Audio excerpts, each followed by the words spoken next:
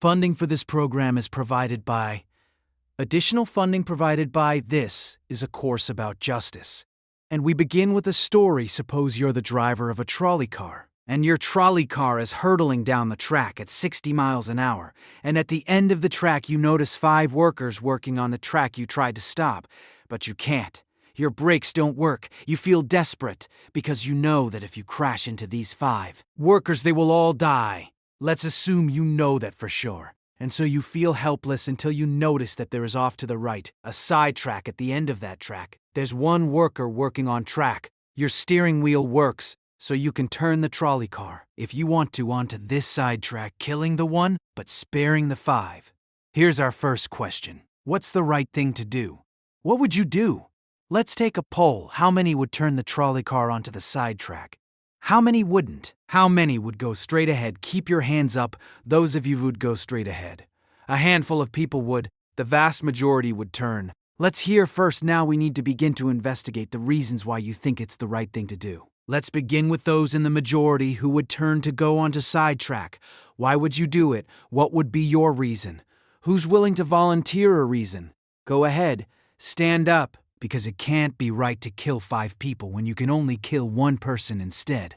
It wouldn't be right to kill 5 if you could kill 1 person instead. That's a good reason. That's a good reason. Who else? Does everybody agree with that reason? Go ahead. Well, I was thinking it was the same reason it was on 9/11s. We regard the people who flew the plane into the Pennsylvania field as heroes because they chose to kill the people on the plane and not kill more people in big buildings. So the principle there was the same on 9/11s. It's tragic circumstance. But better to kill 1 so that 5 can live. Is that the reason most of you have? Those of you who would turn, yes. Let's hear now from those in the minority, those who wouldn't turn. Well, I think that same type of mentality that justifies genocide and totalitarianism. In order to save one type of race, you wipe out the other. So what would you do in this case? You would, to avoid the horrors of genocide, you would crash into the 5 and kill them. Presumably, yes. Okay, who else? That's a brave answer, thank you. Let's consider another trolley car case and see whether those of you in the majority want to adhere to the principle. Better that 1 should die so that 5 should live. This time you're not the driver of the trolley car. You're an onlooker, standing on a bridge overlooking a trolley car. Track, and down the track comes a trolley car at the end of the track. Our 5 workers, the brakes don't work. The trolley car is about to careen into the 5 and kill them.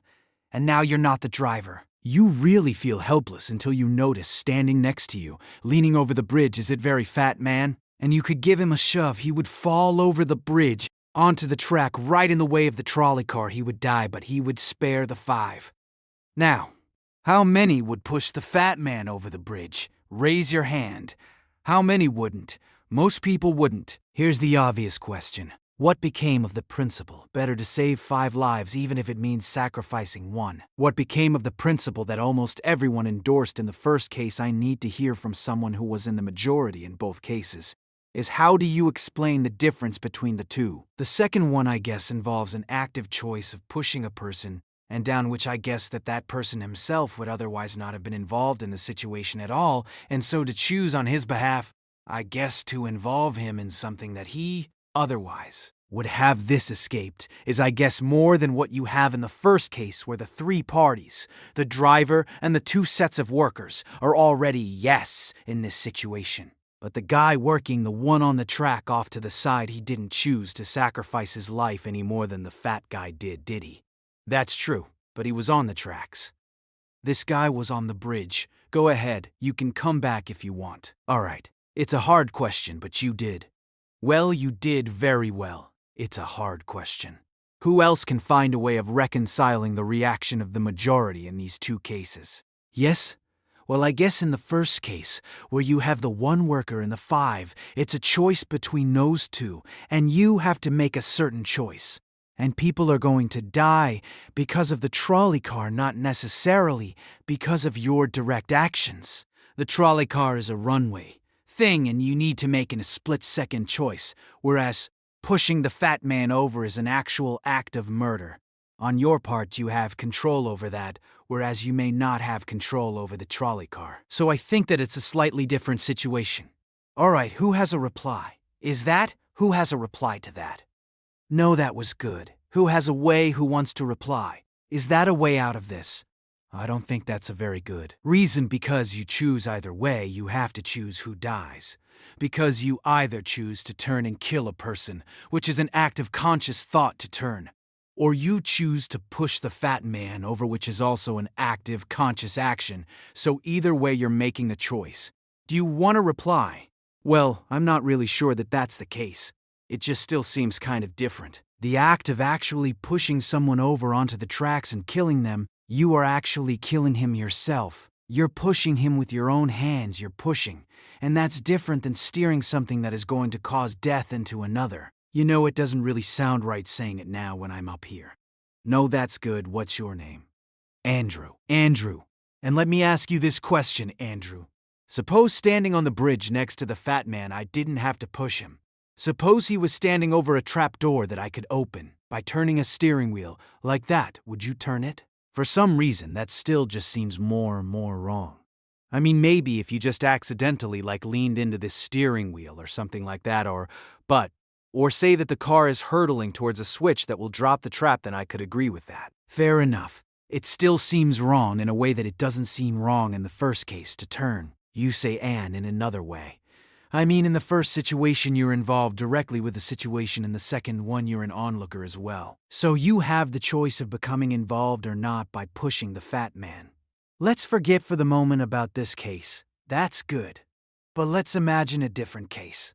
This time you're doctor in an emergency room, and 6 patients come to you. They've been in a terrible trolley car wreck. 5 of them sustained moderate injuries. 1 is severely injured. You could spend all day caring for tea. One severely injured victim, but in that time the 5 would die.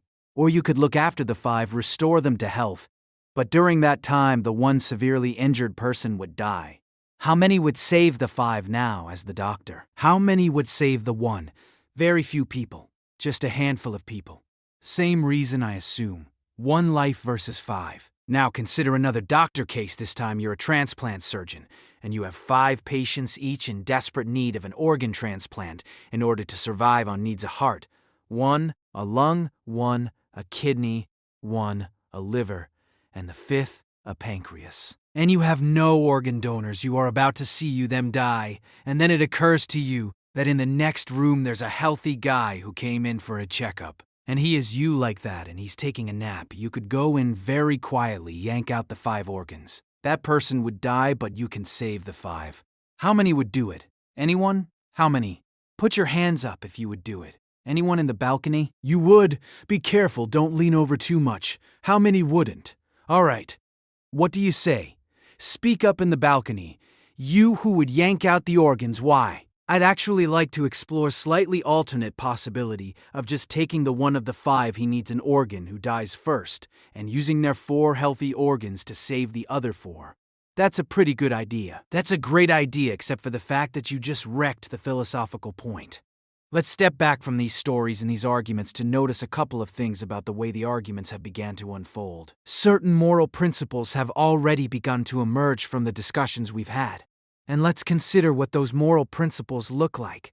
The first moral principle that emerged from the discussion said that the right thing to do, the moral thing to do, depends on the consequences that will result from your action at the end of the day. Better that 5 should live, even if 1 must die. That's an example of consequentialist moral reasoning.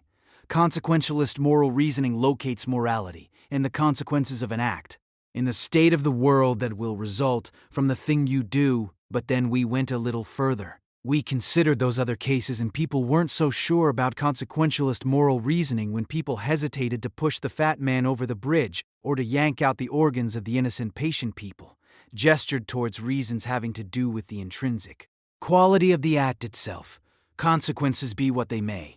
People were reluctant. People thought it was just wrong, categorically wrong, to kill a person, an innocent person, even for the sake of saving 5 lives. At least these people thought that. In the second version of each story, we reconsidered, so this points a second categorical way of thinking about moral reasoning.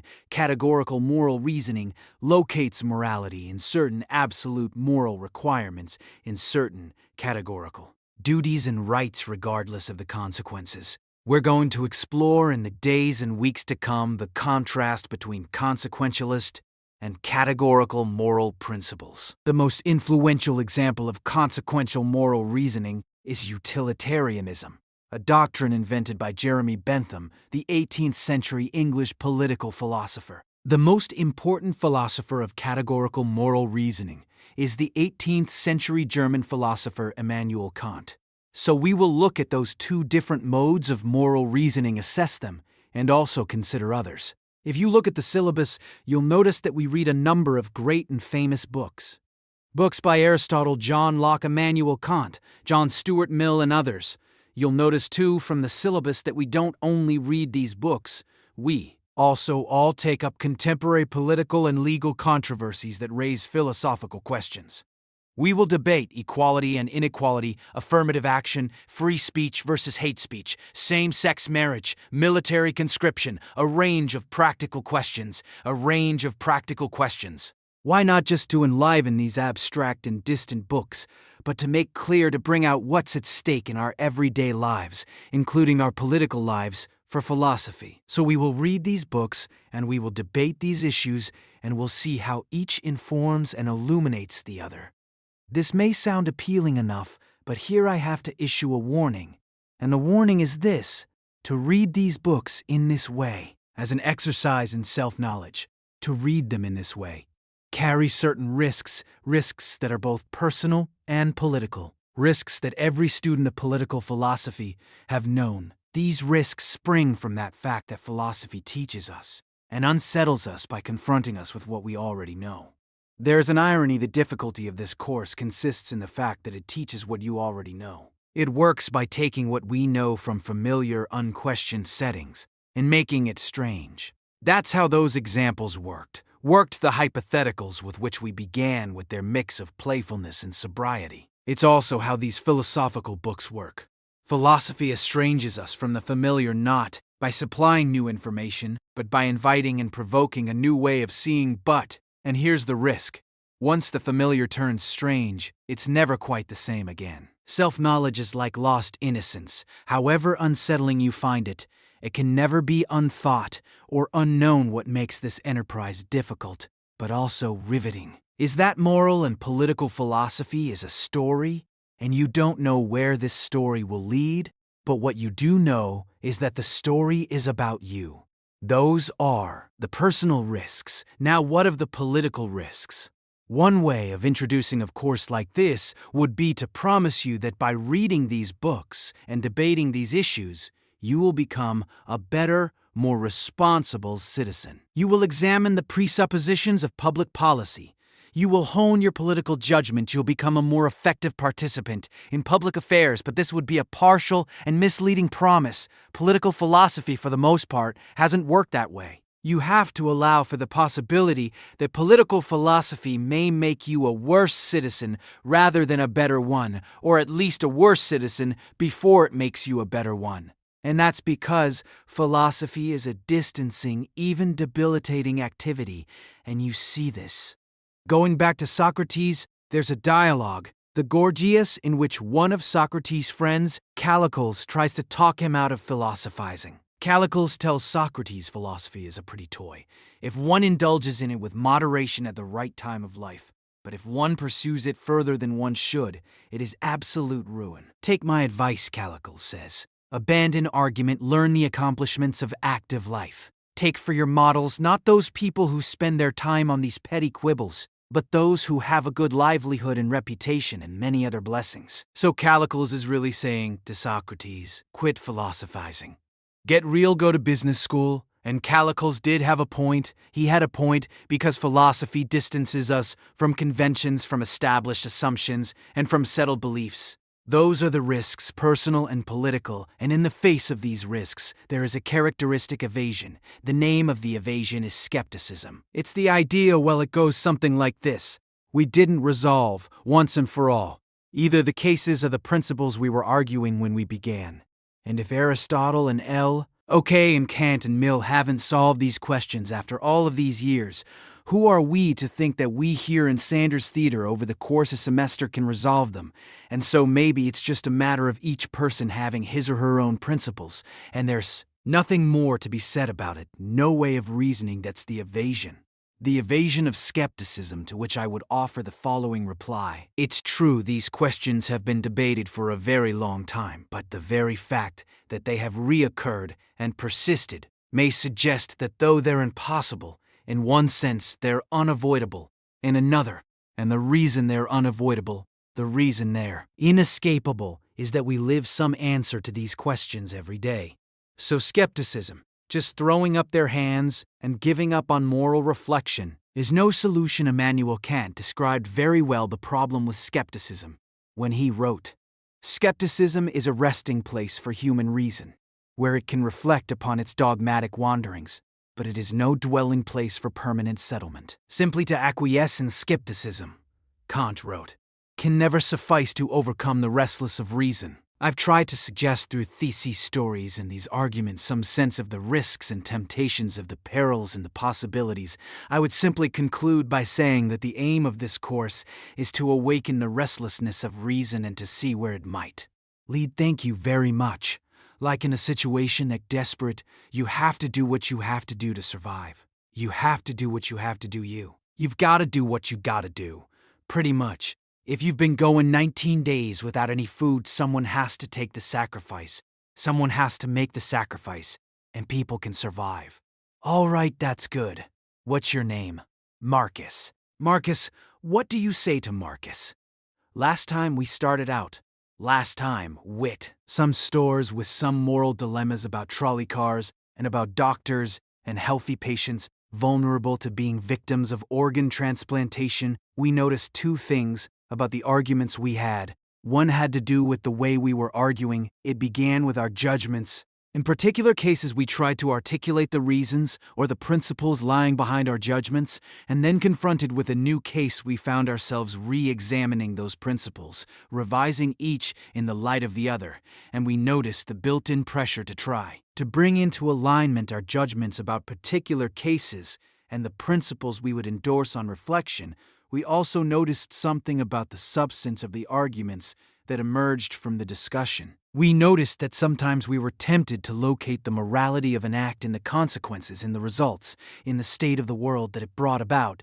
We called this consequentialist moral reason. But we also noticed that in some cases we weren't swayed only by the results sometimes. Many of us felt that not just consequences but also the intrinsic quality or character of the act matters morally. Some people argued that there are certain things that are just categorically wrong even if they bring about a good result, even if they save 5 people at the cost of 1 life. So we contrasted consequentialist moral principles with categorical ones. Today and in the next few days, we will begin to examine one of the most influential versions of consequentialist moral theory, and that's the philosophy of utilitarianism. Jeremy Bentham, the 18th century English political philosopher, gave the first clear systematic expression to the utilitarian moral theory.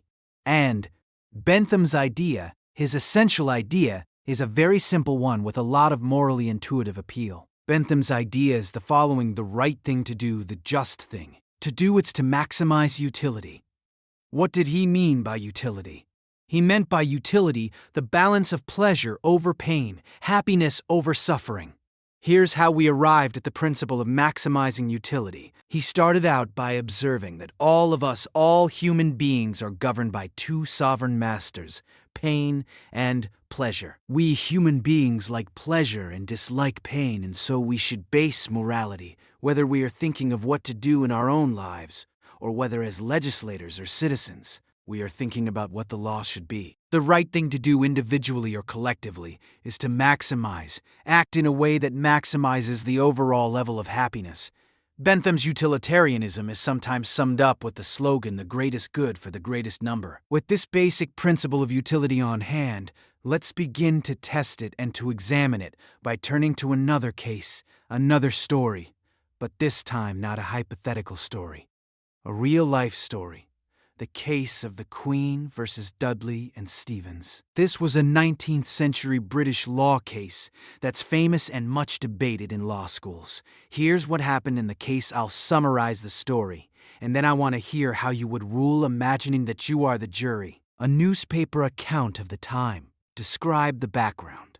A sadder story of disaster at sea was never told than that of the survivors of the yacht Mignonette. The ship foundered in the South Atlantic 1,300 miles from the Cape. There were 4 in the crew.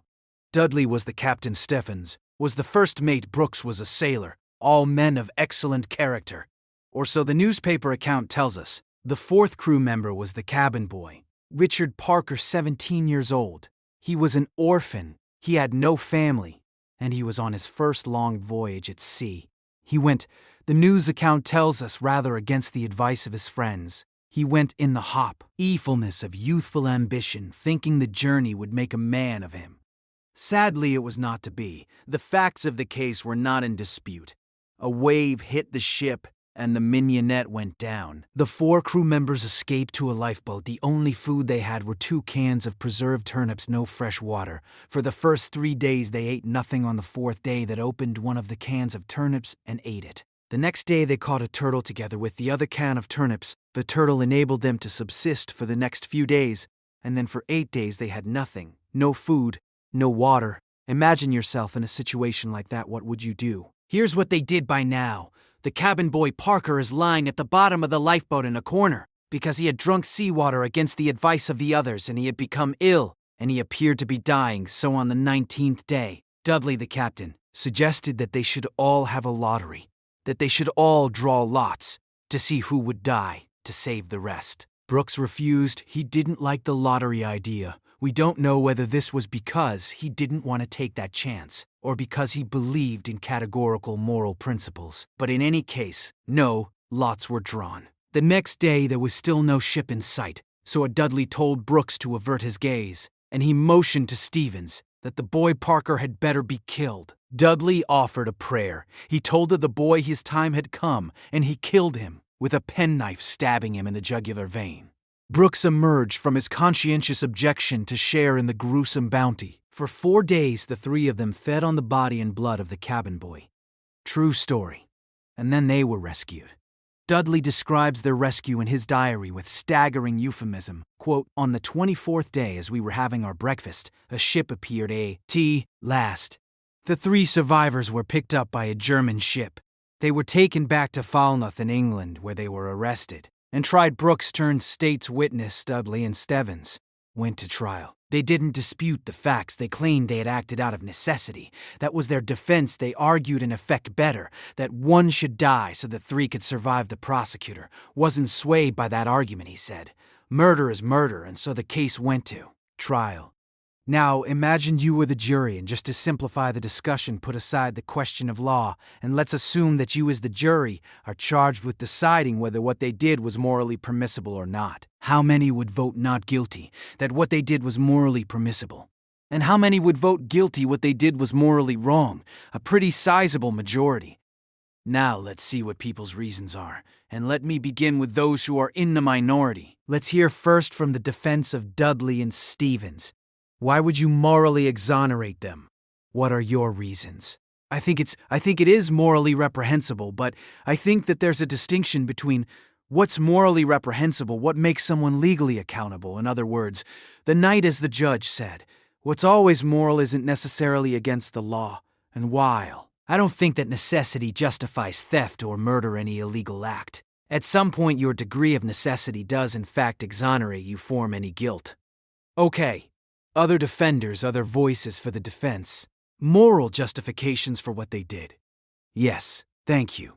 I just feel like in a situation that desperate, you have to do what you have to do to survive. You have to do what you have to do. You gotta do what you gotta do. Pretty much.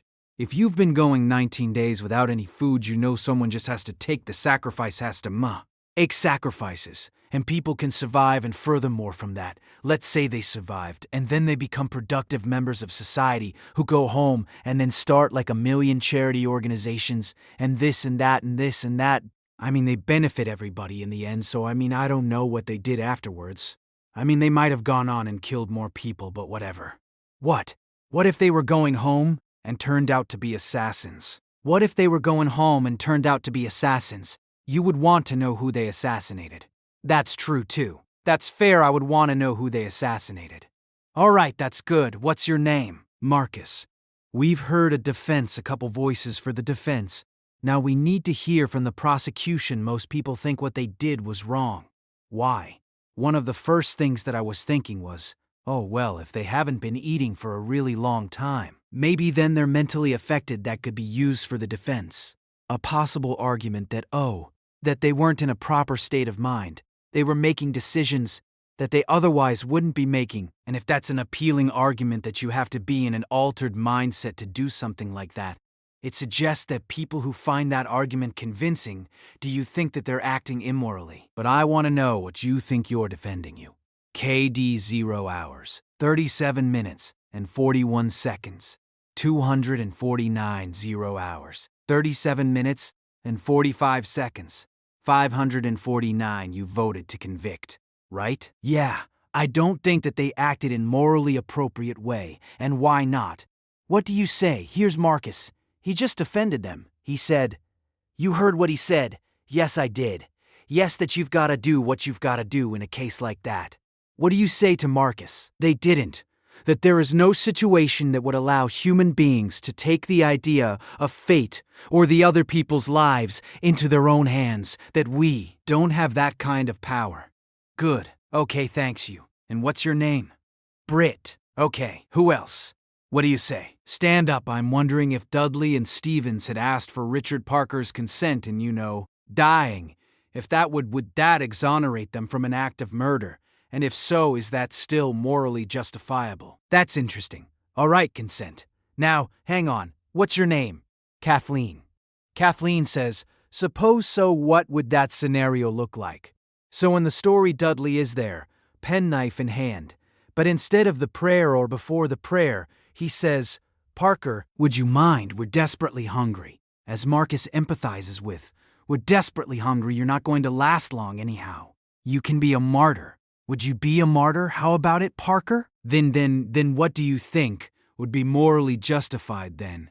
Suppose Parker in a semi-stupor says, okay, I don't think it'll be morally justifiable, but I'm wondering. Even then it wouldn't be. No, you don't think that even with consent it would be morally justified. Are there people who want to take up Kathleen's consent idea and who think that would make it morally justified? Raise your hand if you think it would. That's very interesting. Why would consent make a moral difference? Why would? Well, I just think that if he was making his own original idea, and it was his idea to start with, then that would be the only situation in which I would see it being appropriate in any way. 040 25.940. 040 28.359. Because that way you couldn't make the argument that he was pressured. You know it's 3-1, or whatever the ratio was. And I think that if he was making a decision to give his life, then he took on the agency to sacrifice himself, which some people might see as admirable, and other people might disagree with that decision. So if he came up with the idea, that's the only kind of consent we could have confidence in morally, then it would be okay, otherwise it would be kind of coerced consent, under the circumstances, you think. Is there anyone who thinks that even the consent of Parker would not justify their killing him? Who thinks that?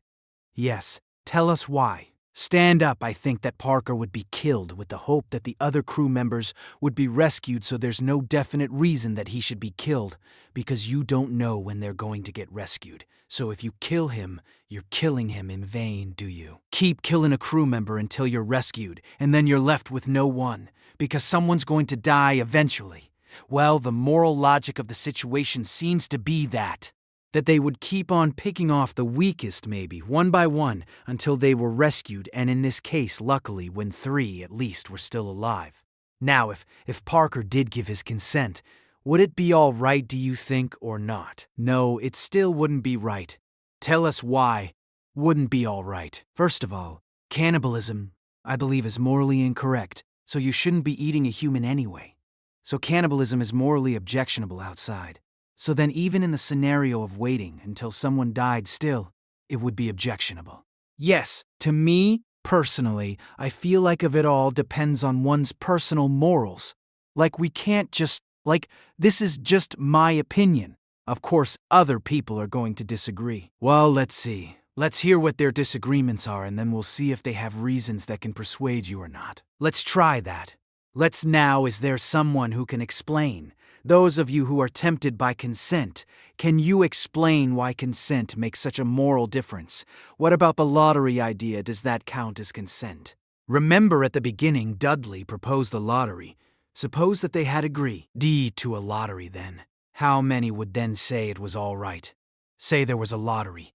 Cabin boy lost, and the rest of the story unfolded. How many people would say it's morally permissible? So the numbers are rising if we add a lottery. Let's hear from one of you for whom the lottery would make a moral difference. Why would it? I think the essential element, in my mind, that makes it a crime is the idea that they decided at some point that their lives were more important than his. And that's kind of the basis for really any crime, right? It's like my needs. My desire is more important than yours, and mine take precedent. And if they had done a lottery where everyone consented that someone should die and it's sort of like they're all sacrificing themselves to save the rest, then it would be all right. A little grotesque, but morally permissible? Yes. What's your name? Matt. So Matt, for you, what bothers you is not the cannibalism, but the lack of due process. I guess you could say that. And can someone who agrees with Matt say a little bit more about why a lottery would make it, in your view, morally permissible? The way I understood it originally was that was the whole issue, is that the cabin boy was never consulted about whether or not something was going to happen to him, even though with the original lottery, whether or not he would be a part of that, it was just decided that he was the one that was going to die. Yes, that's what happened in the actual case. But if there were a lottery and they all agreed to the procedure, you think that would be okay? Right, because everyone knows that there's going to be a death, whereas the cabin boy didn't know that this discussion was even happening. There was no, forewarning for him to know that, hey, I may be the one that's dying. Okay, now suppose everyone agrees to the lottery, they have tea. The cabin boy loses any changes his mind. You've already decided it's like a verbal contract. You can't go back on that. You've decided the decision was made. If you're dying for the reason for others to live, you would, if someone else had died, that you would consume them. So, but then he could say, I know, but I lost. I just think that that's the whole moral issue, is that there was no consulting of the cabin boy, and that's what makes it the most horrible, is that he had no idea what was even going on. That if he had known what was going on, it would be a bit more understandable. All right, good. Now I want to hear. So there's some who think it's morally permissible, but only about 20%, led by Marcus. Then there are some who say the real problem here is the lack of consent. Whether the lack of consent to a lottery, to a fair procedure, or Kathleen's idea. Lack of consent at the moment of death. And if we add consent, then more people are willing to consider the sacrifice morally justified. I want to hear now, finally, from those of you who think even with consent, even with a lottery, even with a final murmur of consent from Parker at the very last moment, it would still be wrong. And why would it be wrong? That's what I want to hear. Well, the whole time I've been leaning towards the categorical moral reasoning, and I think that there's a possibility I'd be okay with the idea of the lottery and then loser taking into their own hands to kill themselves so there wouldn't be an act of murder. But I still think that even that way it's coerced. And also, I don't think that there's any remorse like in Dudley's diary. We're getting our breakfast. It seems as though he's just sort of like, oh, that whole idea of not valuing someone else's life, so that makes me feel like I have to take the categorical stance. You wuss. And to throw the book at him, when he lacks remorse or a sense of having done anything wrong. Right. All right. Good. So are there any other defenders who say it's just categorically wrong, with or without consent? Yes. Stand up. Why? I think undoubtedly the way our society is shaped, murder is murder. Murder is murder. In every way our society looks down at it in the same light. And I don't think it's any different in any case. Good, now let me ask you a question. There were 3 lives at stake versus one, the one that the cabin boy, he had no family, he had no dependents. These other 3, had families back home in England. They had dependents, they had wives and children. Think back to Bentham. Bentham says we have to consider the welfare, the utility, the happiness of everybody. We have to add it all up so it's not just numbers 3 against 1. It's also all of those people at home. In fact, the London newspaper at the time and popular opinion sympathized with them. Dudley and Stevens. And the paper said if they weren't motivated by affection and concern for their loved ones at home and dependents, surely they wouldn't have done this. Yeah, and how is that any different from people on the corner trying to having the same desire to feed their family? I don't think it's any different. I think in any case, if I'm murdering you to advance my status, that's murder. And I think that we should look at all of that in the same light. Instead of criminalizing certain activities and making certain things seem more violent and savage, when in that same case, it's all the same act and mentality that goes into the murder, a necessity to feed their families. Suppose there weren't 3. Suppose there were 30, 300, one life to save 300, or in more time 3,000, or suppose the stakes were even bigger. Suppose the stakes were even bigger, I think it's still the same deal. Do you think Bentham was wrong to say the right thing to do is to add up the collected happiness? You think he's wrong about that? I don't think he is wrong, but I think murder is murder in any case. Well, then Bentham has to be wrong if you're right he's wrong. Okay, then he's wrong. All right, thank you. Well done. All right, let's step back from this discussion and notice how many objections have we heard to what they did. We heard some defenses of what they did. The defense has had to do with necessity, the dire circumstance, and implicitly at least, the idea that numbers matter, and not only numbers matter, but the wider effects matter. Their families back home, their dependents. Parker was an orphan. No one would miss him. So if you add up, if you tried to calculate the balance of happiness and suffering, you might have a case for saying what they did was the right thing. Then we heard at least 3 different types of objections. We heard an objection that said what they did was categorically wrong. Right here at the end, categorically wrong. Murder is murder. It's always wrong, even if it increases the overall happiness of society, the categorical objection. But we still need to investigate why murder is categorically wrong. Is it because even cabin boys have certain fundamental rights? And if that's the reason, where do those rights come from? If not from some idea of the larger welfare or utility or happiness? Question number 1. Others said a lottery would make a difference, a fair procedure, Matt said, and some people were swayed by that. That's not a categorical objection exactly. It's saying everybody has to be counted as an equal, even though at the end of the day, one can be sacrificed for the general welfare. That leaves us with another question to investigate. Why does agreement to certain procedure, even a fair procedure, justify whatever result flows from the operation of that procedure? Question number 2. And question number 3, the basic idea of consent. Kathleen got us onto this. If the cabin boy had agreed himself and not under duress, as was added, then it would be all right to take his life to save the rest. Even more people signed on to that idea, but that raises a third philosophical question. What is the moral work that consent does? Why does an act of consent make such a moral difference that an act that would be wrong, taking a life, without consent, is morally permissible with consent? To investigate those 3 questions, we're going to have to read some philosophers, and starting next time we're going to read Bentham and John Stuart Mill, utilitarian philosophers. Don't miss the chance to interact online with other viewers of justice. Join the conversation, take a pop quiz, watch lectures you've missed, and a lot more. Visit www.justiceharvard.org. It's the right thing to do. Funding for the program is provided by additional funding provided by